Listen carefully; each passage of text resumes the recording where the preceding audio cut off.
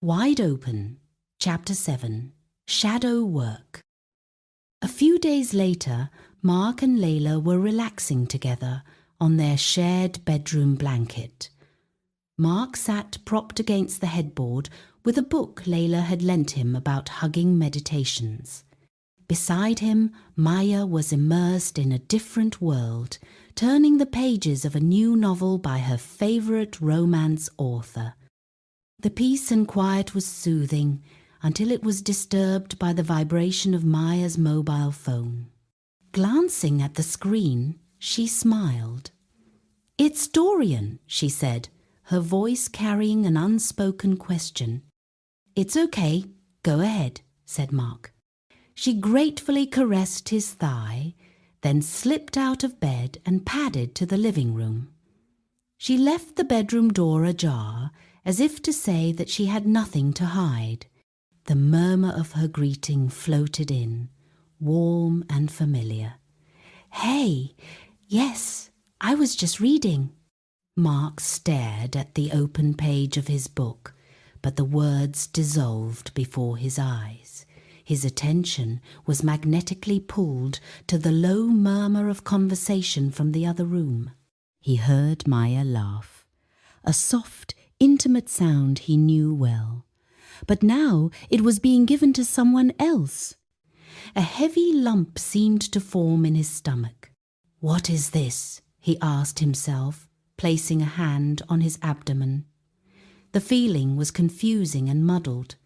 A familiar heat followed the heaviness. Jealousy. "I'm afraid she's giving him what used to be mine."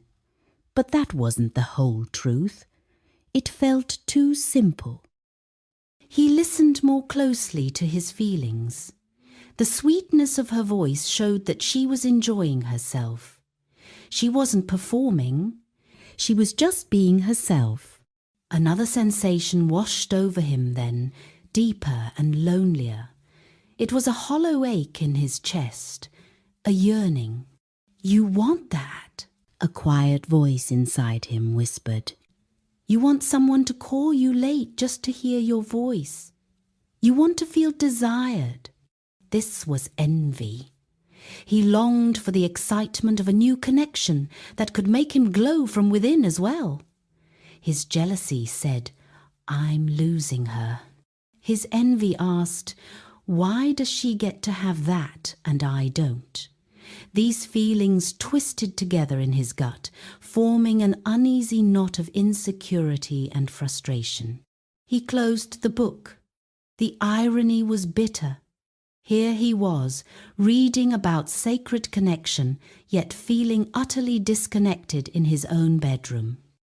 He tried to breathe into his heart's center, as suggested in the book, but the memory of his ex stirred within him, her thrilling chaos, and the hollow certainty that he had merely been a backdrop for her, a bank account and stable ground for her to dance upon. The fear wasn't about Maia leaving him like his ex did. It was the older, deeper wound. You will be used for your steadiness, and then made a fool of when real intimacy happens elsewhere. He felt the emotional turmoil inside, a storm of past and present, fear and desire, triggered by the sound of his girlfriend's happy, intimate laughter in the next room. This was inner work, sitting with it all, feeling awful and desperately trying to tame the monsters without letting them tear him apart. The call ended with a final warm chuckle and a soft "sleep well." Mark heard the sigh of the sofa cushions as Maia stood up. He quickly picked up his book again, a pointless masquerade before himself. She stood in the doorway, barely dressed and beautiful, backlit by the soft light of the living room, smiling, relaxed and luminous. Leaning against the frame, she said, "He was telling me about this incredible forest walk he took today." She shook her head. Her wonder was undeniable. "I really like him, you know." Each word was like a pebble being dropped into the murky depths of Mark's insides. "I really like him. It was an affirmation, the truth he'd asked for, and it burned. He slowly put the book down. He couldn't fake it. The silence stretched out and grew heavy. Maia crossed the room and sat on the edge of the bed. "Hey," she said, "what's going on?" It was the invitation he both needed and dreaded. He opened his mouth, but a tangled web of emotions, jealousy, envy, and old shame tied his tongue in knots. He looked at his hands. "I heard you laughing," he started. "It sounded really intimate." He chanced a glance at her. "And then you said you like him. It didn't feel good. It felt like—" He grasped for the shadow, pulling it into the light. "It felt like a reminder that I'm the safe, predictable one. The one in the bedroom reading the instruction manual while you're out there, living the story." The spirit of his past had completely taken over the room. His words spilled out, unpolished and unfiltered. With my ex, I was the reliable one.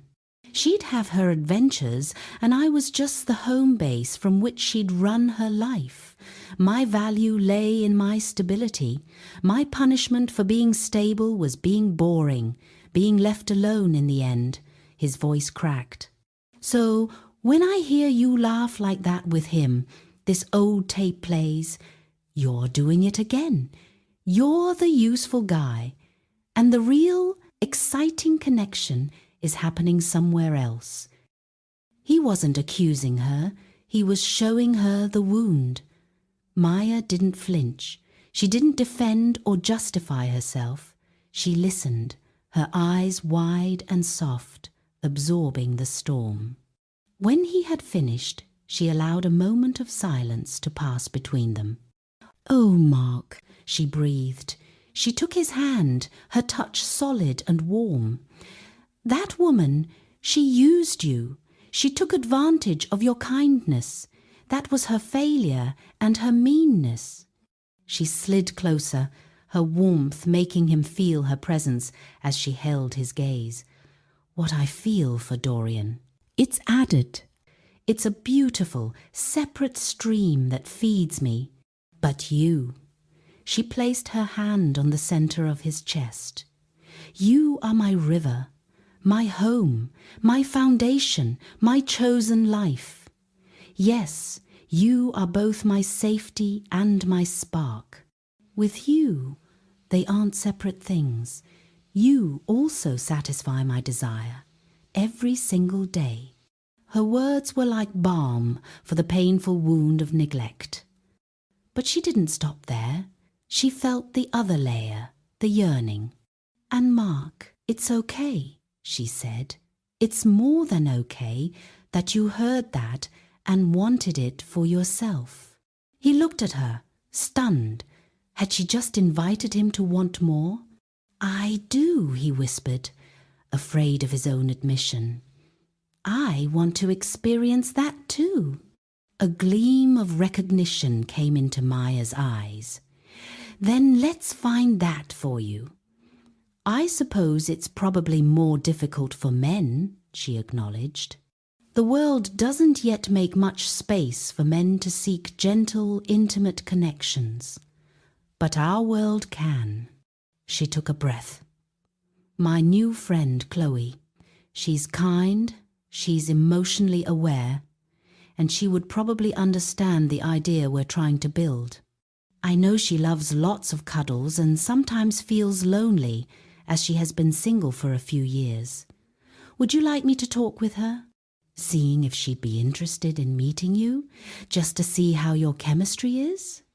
The offer was so generous and utterly surprising that it left Mark speechless. The problem was no longer the intimacy between Maia and Dorian, but an incomplete, unbalanced network. His partner, whom he feared losing, was offering to help him build his part of it, so he wouldn't be left behind. "I know that my job isn't to police your phone calls, but to heal the part of me that hears your happiness and thinks it's my funeral." Maia nodded. "Yes, and my job is to keep showing you who you are to me.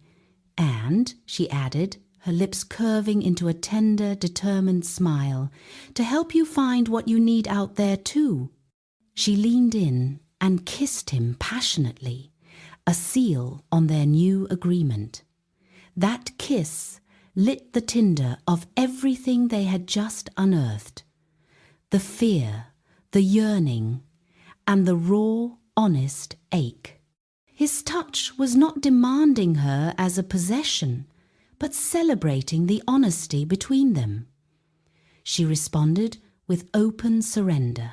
They made love with a new intensity, tenderly relearning each other's passion and vulnerability. Each touch felt like a silent vow. "I see your shadow, and I still choose you. My freedom is right here, with you, in the honest, wide openness of our hearts."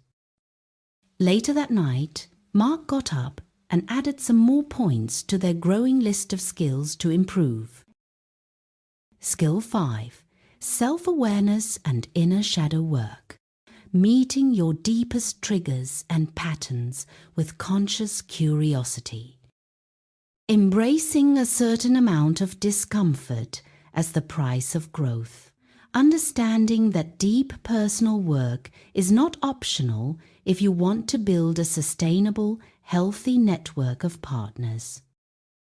Acknowledging that a complex network acts as a powerful mirror, reflecting back unconscious patterns, insecurities, and unresolved wounds more quickly and intensely than a monogamous relationship. This particularly involves uncovering and healing early attachment wounds. Taking radical responsibility for your emotional triggers means understanding that, while the actions of others may stimulate a reaction, the intensity of your response often indicates an older, personal wound. Identifying and investigating your core relational beliefs that are triggered by network dynamics, for example, "I am unlovable," "I will be abandoned," "my needs are a burden." Practicing non-judgmental curiosity towards your jealousy, fear, envy, and desires, seeing them as messengers offering valuable insights into your unmet needs and boundaries rather than as shameful flaws. Disentangling past trauma from the present and learning to respond to your current partners based on who they are rather than on projections from past hurt. Recognizing and breaking repetitive communication patterns, such as people-pleasing, withdrawing, or blaming, which are automatic defenses rooted in past experiences. Developing the capacity for self-validation, reducing the dependency on external relationships to confirm your self-worth, lovability, or stability. Committing to a lifelong practice of self-inquiry and healing, viewing each relational challenge as an opportunity for personal evolution and greater emotional freedom.